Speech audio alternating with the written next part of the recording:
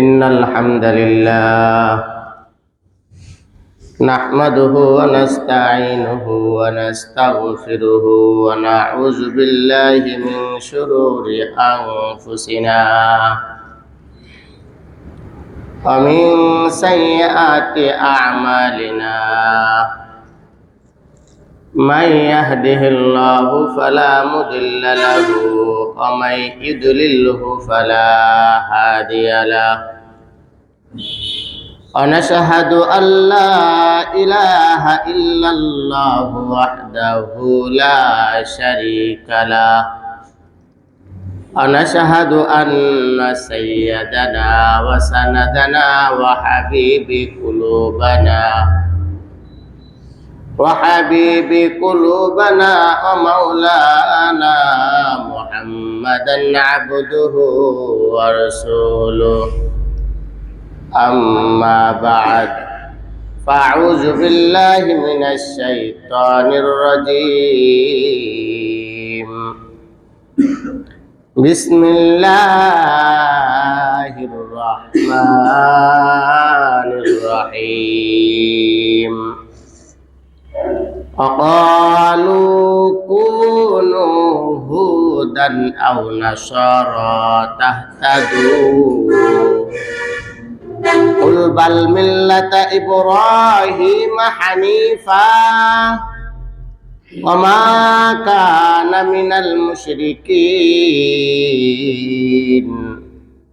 وقال تعالى إن الله وملائكته يصلون على النبي يا أيها الذين آمنوا صلوا عليه وسلموا تسليما اللهم صل على محمد وعلى آل سيدنا محمد عبدك ورسولك النبي الأمي بعدد أنفس الخلائق دائما أبدا بلغ العلا بكماله كشف الدجى بجماله حسنت جميع خصاله صلوا عليه وآله سلموا يا قوم بارك صلوا على الصدر الأمين مصطفى ما جاء إلا رحمة للعالمين الصلاة والسلام عليك يا رسول الله الصلاة والسلام عليك يا حبيب الله الصلاة والسلام عليك سيد المرسلين الصلاة والسلام عليك يا رحمة للعالمين আলহামদুলিল্লাহ আল্লাহ জাল্লা জালালহু দরবারে শুকরিয়া যে আল্লাহ রাব্বুল আলামিন আমাকে এবং আপনাদের সকলকেই মহব্বত করে ভালোবেসে আল্লাহ জাল্লা শানহুর পবিত্র ঘর মসজিদের মধ্যে আসার এবং বসার কিছু কথা বলার এবং শোনার তৌফিক দান করেছেন। এই জন্য জবান ছেড়ে কালিমাতে শুকর আদায় করে সকলেই বলি আলহামদুলিল্লাহ। আল্লাহ রাব্বুল আলামিন তার হাবিবকে বলেন, দোস্ত আমার, আপনাকে যে যাই বলুক না কেন, আপনি আপনার জাতির পিতা ইব্রাহিম আলাইহিসসালামের ধর্মের উপরে অটল অবিচল থাকবেন। এই কথাটা নবী আলাইহিসসালামকে আল্লাহ জাল্লা জালালহু বলে দিয়েছেন, আর রসুলকে বলে দেওয়া মানে আমাদেরকে বলে দেওয়া। রসুলকে বলা মানে রাসূল সাল্লাল্লাহু আলাইহি ওয়াসাল্লাম যা পালন করবেন তার উম্মত প্রত্যেকটা কাজ ফলো করবে এবং পালন করবে। আজকের আলোচ্য বিষয় আল্লাহ যা অবতীর্ণ করেছেন তা এবং সমস্ত নবীগণকে মুসলিমরা স্বীকার করে। মুসলিমরা কি স্বীকার করে? আল্লাহ যা অবতীর্ণ করেছেন এবং সমস্ত নবীগণকে মুসলিমরা স্বীকার করে নেয়। কারণ কোন মুসলমান যদি কোন নবীকে অস্বীকার করে সে মুসলমান থাকতে পারে না। এটা হলো মুসলমানের গুণ। ইহুদি জাতি তাদের জাতির মধ্যে যে সমস্ত নবী আলাইহিমুস সালাম এসেছেন ওরা তাদেরকে মেনে নিত। ওদের বংশের বাহিরে নবী এসেছে তাদেরকে মানে নাই। আজকের আলোচনার মধ্যে সেই বিষয়টা আল্লাহ তাআলা সুস্পষ্টভাবে তুলে ধরেছেন। রাসূল সাল্লাল্লাহু আলাইহি ওয়াসাল্লামকে এক চোখ বিশিষ্ট আব্দুল্লাহ ইবনে সুরাইয়া নামক এক ইহুদি বলতেছিলেন, ও মুহাম্মদ, আমরা সঠিক পথে আছি। কে বলছে? ইহুদি বলছে। ইহুদি আব্দুল্লাহ ইবনে সুরিয়া, এই সুরিয়া নামক যে ইহুদি সে রাসূলকে বলতেছেন, ও মুহাম্মদ, আমাদের ধর্মটা সঠিক, আমরা সঠিক ধর্মের মধ্যে আছি। এটা রাসূলকে বলতেছেন। রাসূলকে আবার যারা খ্রিস্টান এরাও রাসূলকে বলতো আমরা সঠিক ধর্মের মধ্যে আছি, আমরা ভুলের মধ্যে নাই। এই যে ভুলের মধ্যে নাই, সঠিক ধর্মের মধ্যে আছি, এই সমস্ত এই প্রসঙ্গে আল্লাহ সুবহানাহু ওয়া তাআলা সূরা আসরের মধ্যে কসম খেয়ে বলতেছেন যে সকল মানুষ ক্ষতিগ্রস্তের মধ্যে। কেন বললেন? যে আগের জাতি মানুষদের মধ্যে একটা ভুল ধারণা ছিল। ভুল ছিল যে কি, যে আমাদের ধর্মটা সঠিক ধর্ম, আমরা এই সঠিকের উপরে আছি, তাছাড়া যত নবী আলাইহিমুস সালাম এসেছেন তারা ভুলের মধ্যে আছে। আমরা অনেক সময় বলি না, নামাজ কালাম সব করি, আবার বলি যে কিছু কিছু সিদ্ধান্ত যখন আমরা নিয়ে নিই তখন আমরা বলি যে না, আমরা সঠিক কাজ করছি। এই সঠিক কাজ করার জন্য চারটা গুণ বিশিষ্ট মানুষ যারা, তারা ক্ষতিগ্রস্তের মধ্যে না। এইটা আল্লাহ জাল্লা জালালুহু তার কালামে পাকের মধ্যে বলে দিয়েছেন। আর আজকে আলোচনার মধ্যে যে বিষয়টা তুলে ধরেছেন যে রাসূল সাল্লাল্লাহু আলাইহি ওয়াসাল্লামকে আব্দুল্লাহ ইবনে সুরিয়া নামক ইহুদি বলতেছিলেন, ও মুহাম্মদ, আমরা সঠিক ধর্মের মধ্যে আছি। তার জবাবে আল্লাহ রাব্বুল আলামিন আয়াতে কারিমা নাযিল করতেছেন, ওয়াকালু কুনু হুদান আও নাসারা, وقالوا كونوا هودا أو نصارى تهتدوا قل بل ملة إبراهيم حنيفا وما كان من المشركين। আল্লাহ জাল্লা জালালুহু বলেন, ও দোস্ত আমার মুহাম্মদ, আপনাকে যে ব্যক্তি বলল আব্দুল্লাহ ইবনে সুরিয়া, আপনাকে বলল যে আমরা সঠিক ধর্মের মধ্যে আছি, আপনাকে আবার খ্রিস্টানরাও এসে বলে আমাদের ধর্ম সঠিক। আপনি তাদেরকে বলেন অকুলু কুনু তাদেরকে আপনি জানান যে তোমরা ইহুদি অথবা খ্রিস্টান হও, তাহলে সুপথ প্রাপ্ত হবে। কোন পথ সুপথ? ইহুদি খ্রিস্টানদের পথ সুপথ কিনা, ইহুদি আর খ্রিস্টানদের পথ সঠিক পথ কিনা। আল্লাহ রাব্বুল আলামিন বলতেছেন, কুল বাল মিল্লাতা ইব্রাহিম হানিফা, তোমরা যেই পথকে সুপথ বলো, সঠিক পথ বলো, ওই পথ সঠিক পথ না, বরঞ্চ কুল বাল মিল্লাতা ইব্রাহিম হানিফা, যারা ইব্রাহিম আলাইহিস সালাম, এই ইব্রাহিমের ধর্মের মধ্যে যারা আছে তারা এই সঠিক পথের মধ্যে আছে।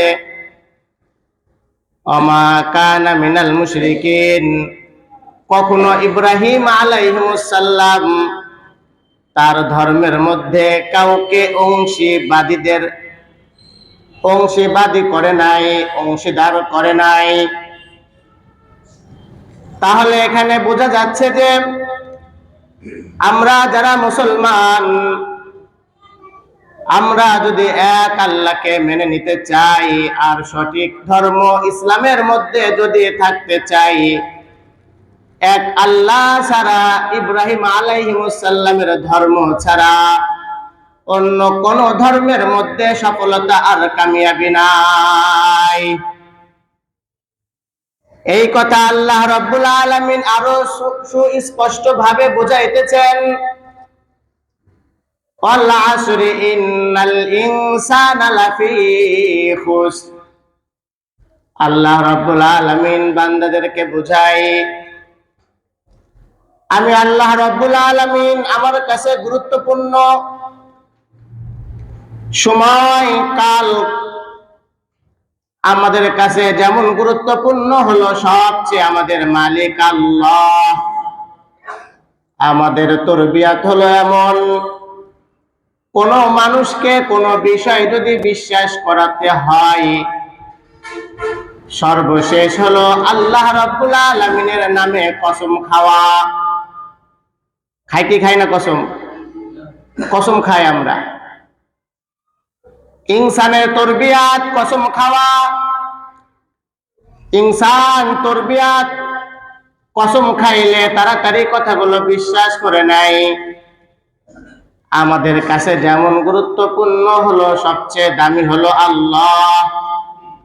কোন একটা মানুষ খারাপ কাজ করেছে, কিন্তু যখন সে তার মালিকের কসম খেয়েছে, কথাটা অসত্য হওয়ার পরেও কসম খাওয়ার কারণে মুসলমানের ঈমানের মধ্যে এমনটা হয় যে আল্লাহ রাব্বুল আলামিনকে নিয়ে কসম খেয়েছে, এই মানুষটা কথাটা মিথ্যা বলতে পারে না, তার অসত্য কথাটাকেও সত্য বলে মেনে নেয়। ঠিক আল্লাহ জাল্লা শানুহু মানুষকে বিশ্বাস করানোর জন্য বলতেছেন, বান্দা ওয়াল আসর, সময়ের কসম। আল্লাহ জাল্লা জালালুহু কসম খেয়েছেন, অনেক কসম খেয়েছেন। নুন আল কলামি ওয়া মা ইয়াসতুরুন, আল্লাহ তাআলা এখানে কলমের কসম খেয়েছেন, কারণ কলমটা অনেক দামি একটা কলম, যা পৃথিবী সৃষ্টি করার পূর্বে কলমকে আল্লাহ তাআলা বানিয়েছিলেন। এই জন্য কলমের কসম আল্লাহ জাল্লা শানুহু খেয়েছেন। আল্লাহ তাআলার কাছে রাত অনেক দামি, এই জন্য আল্লাহ তাআলা রাতের কসম খেয়েছেন। আল-লাইল, আল্লাহ তাআলার কাছে অনেক দামি চন্দ্র, এই জন্য আল্লাহ তাআলা চন্দ্রের কসম খেয়েছেন, সূর্যের কসম খেয়েছেন। কারণ দামি জিনিস, এই জন্য রাত। গভীর রাতে যদি কোনো মন্ত্রী এমপি যদি কোনো মানুষের বাসায় এসে ডাকে, গোপনে যদি ডাকে, সবাই ঘুমিয়ে আছে, ওই এমপি মন্ত্রী এসে ডাকলো, এই জাফর ওঠ, তোরে আজকে তুই যা চাবি তোরে আমি তাই দিব। আমি যদি ঘুমায় যাই, আমি যদি টের না পাই, ওই মন্ত্রী আমার জন্য যে বরাদ্দটা এনেছিল সেইটা ফেরত চলে যাবে। আর আমি যদি তার ডাকে সাড়া দিয়ে যদি দরজা খুলে যদি দেখি এমপি অথবা মন্ত্রী আমার জন্য কিছু পুরস্কার এনেছে, আর এমপি মন্ত্রীদের পুরস্কার হলো ছোটখাটো কোনো পুরস্কার না, ঠিক তামাম দুনিয়ার মালিক আল্লাহ গভীর রাত হলে বান্দার কাছে প্রথম আসমানে এসে বান্দারে ডাকে, বান্দা কে আছো, আমার অসহায় বান্দা আমার কাছে চাও, আমি তাকে সাহায্য করব। কে আছো অভাবগ্রস্ত বান্দা, আমার কাছে চাও, আমি তার অভাব দূর করে দিব। ফজর পর্যন্ত আল্লাহ জাল্লা শানহু ডাকতে থাকেন। যারা আল্লাহ তাআলার ডাক শুনে তার ঘুমটা ভেঙে ওযু করে সালাতে দাঁড়ায়, যে চোখের পানি ফেলায় আল্লাহ জাল্লা শানুর কাছে যা চাই বান্দারে তা দেয়া দেয়। আল্লাহ রাব্বুল আলামিন রাতকে অনেক গুরুত্বপূর্ণ, কারণ মানুষ সারাদিন কর্ম করে, হাড় খাটাখাটনি করে, রাতের বেলা যখন বান্দা ঘুমায় বিশ্রাম নেয় তার সারাদিনের ক্লান্তি দূর হয়ে যায়। মুফাসসিরিন ইকরাম আরো বলেন, অনেক দিকে তাকিয়ে দেখা যায় রাতটা অনেক গুরুত্বপূর্ণ। আল্লাহ তাআলা এই জন্য রাতের কসম খেয়ে বলেন, আর আল্লাহ তাআলার কসম খাওয়ার কারণ হলো ইনসান কতটা তাড়াতাড়ি গুরুত্ব সহকারে বুঝে নিবে, বিশ্বাস করে নিবে। তাই পরের আয়াতে বলতেছেন, ইন্নাল ইনসানা লাফি খুসর, কসম খেয়ে বলতেছেন নিশ্চয় সকল মানুষ ক্ষতিগ্রস্তর মধ্যে। ওই যেমন রাসূলকে যে বলতেছিল অকালু কুনু হুদান আও নাসারা তাহতাদু কুল বাল মিল্লাতা ইব্রাহিম হানিফা, আয়াতে কারিমা নাজিল হওয়ার পূর্বে নবী আলাইহিস সালামকে আব্দুল্লাহ ইবনে সুরিয়া নামক এক ইহুদি বলতেছিল, মুহাম্মদ, এই আব্দুল্লাহর বেটা মুহাম্মদ, আমাদের ধর্ম সঠিক ধর্ম, আমরা সঠিক ধর্মের মধ্যে আছি। ইহুদিরা দাবি করে সঠিক ধর্ম, খ্রিস্টানরা দাবি করে সঠিক ধর্ম। তাদের দাবিকে খণ্ডন করার জন্য আল্লাহ জাল্লা শানুহু সূরা বাকারার 135 নম্বর আয়াতে কারিমা নাজিল করে তাদের দাঁত ভাঙ্গা জবাব আল্লাহ জাল্লা শানুহু দিয়ে দিয়েছেন। আর যারা মুসলমানদের মধ্যে দাবি করে নামাজ পড়ি না, তাই কি হয়েছে, ঈমান ঠিক আছে? যারা আল্লাহ জাল্লা শানুহুর হুকুম পালন করে না, রাসূলের তরিকায় চলে না, তারা দাবি করে যে আমরা তো মুসলমান। কবরে সেজদা করে কয় মুসলমান, শিরকি করে কয় মুসলমান, গুনাহের কাজ করে কয় মুসলমান দাবি করে। তাদেরও দাঁত ভাঙ্গা জবাব সূরা আসরের মধ্যে আল্লাহ জাল্লা শানুহু বলতেছেন, বান্দা কসম খেয়ে বলতেছি তোমরা সকল মানুষ ক্ষতিগ্রস্তের মধ্যে আছো। যেখানে আল্লাহ জাল্লা শানুহু ক্ষতিগ্রস্তের কথা বলেছেন, কোন মানুষের ক্ষমতা নাই এই ক্ষতিগ্রস্ত থেকে বের হওয়ার। পরবর্তীতে আল্লাহ জাল্লা শানুহু পরের আয়াতে কারিমার মধ্যে বলে দিচ্ছেন, যার মধ্যে 4টা গুণ আছে সে কখনো ক্ষতিগ্রস্তের মধ্যে থাকবে না। মুআজ্জাজ মুহতারাম, আমার আয়াতে কারিমা 136 নম্বর আয়াতে কারিমার মধ্যে আল্লাহ জাল্লা শানুহু ওই কথাগুলো তুলে ধরেছেন। কুলু আমান্না বিল্লাহি ওয়া মা উনজিলা ইলাইনা আমা উনজিলা ইলা ইব্রাহিম ওয়া ইসমাঈল ওয়া ইসহাক ওয়া ইয়াকুব ওয়াল আসবাত। আল্লাহ রাব্বুল আলামিন বলেন, তোমরা বলো আমরা আল্লাহর প্রতি এবং যা আমাদের প্রতি অবতীর্ণ হয়েছে, যা ইব্রাহিম ও ইসমাইল, ইসহাক, ইয়াকুব তাদের বংশধরের মধ্যে যা কিছু নাজিল হয়েছে সবগুলো আমরা বিশ্বাস করে নিলাম। এখানে বলছে কুলু আমান্না আমান্না বিল্লাহ। আবার আল্লাহ রাব্বুল আলামিন বলতেছেন ইল্লাল্লাযীনা আমানু ওয়া আমিলুস সলিহাত। চারটা গুণ বিশিষ্ট মানুষদের মধ্যে তাদের ঈমান আছে, তারা ক্ষতিগ্রস্তর মধ্যে না। এক নম্বরে বলতেছেন ইল্লাল্লাযীনা আমানু। আবার এখানেও বলতেছেন আমান্না বিল্লাহ। আল্লাহ তাআলা আসমান থেকে যা নাজিল করেছেন, আল্লাহ রাব্বুল আলামিন আসমান থেকে যা পাঠিয়েছেন 104 খানা কিতাব, তার মধ্যে 103 খানা কিতাব বর্তমান রহিত হয়ে গিয়েছে।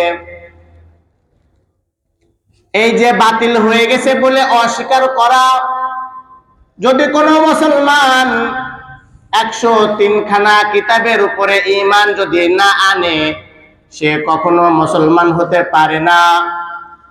তার মানে 103 খানা কিতাব এক সময় এসেছিল, তাদের ওই সমস্ত নবীদের উপরে কিতাবগুলো আল্লাহ জাল্লা শানুহু পাঠিয়েছিলেন, এই কথাটা বিশ্বাস করা। এই কিতাবের কথা ঈমানে মুফাসসালের মধ্যে আল্লাহ জাল্লা শানুহু সুন্দর করে বুঝাইতে চাচ্ছেন।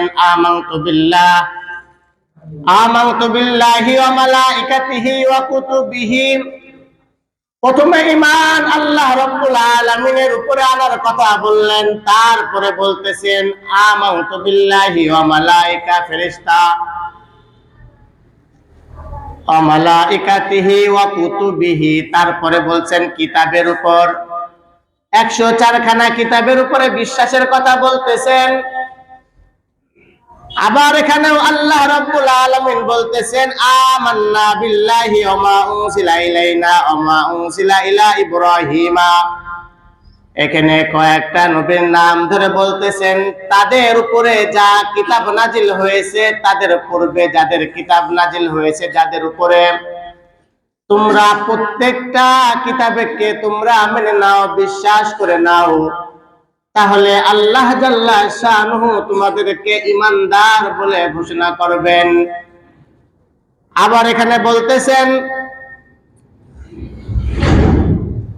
কুলু আমান্না বিল্লাহি ওয়া মা উনজিলা ইলাইনা ওয়া মা উনজিলা ইলা ইব্রাহিম ওয়া ইসমাঈল ওয়া ইসহাক।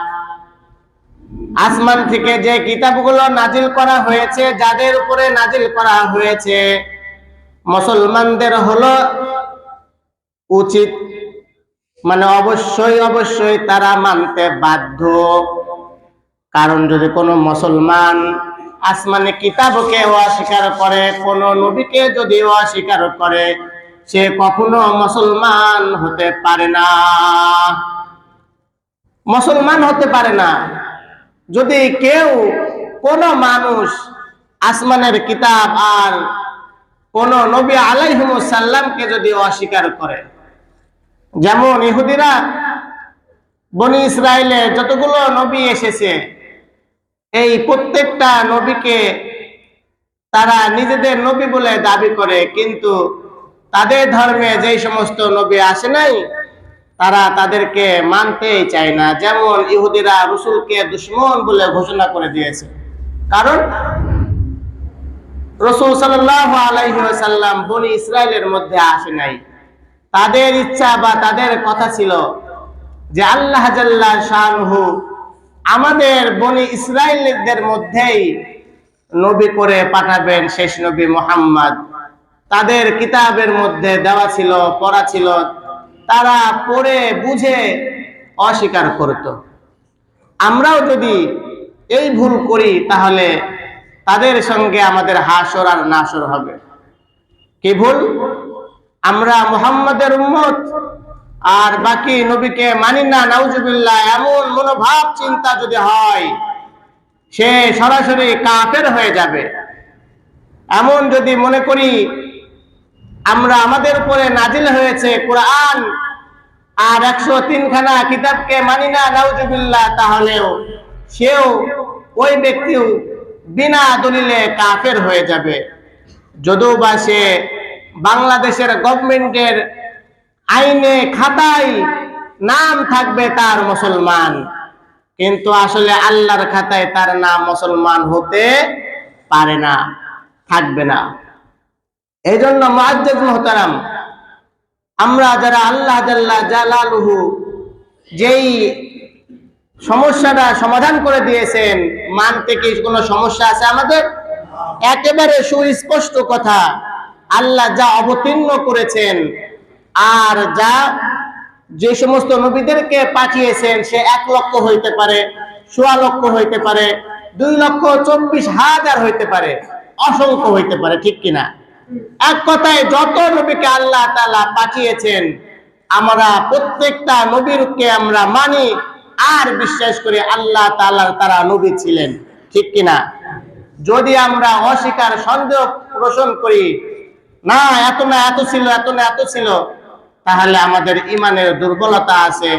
আর ইমানের দুর্বলতা মানে এমনই যে এই নবী আলাইহিস সালাম আর আল্লাহ জাল্লা জালালুহুর কোন একটা বিধানের উপরে যদি কেউ আঙ্গুল ইশারা অথবা চুল পরিমাণ সন্দেহ পোষণ করে, তার ঈমান থাকবে না, সে কাফের হয়ে যাবে।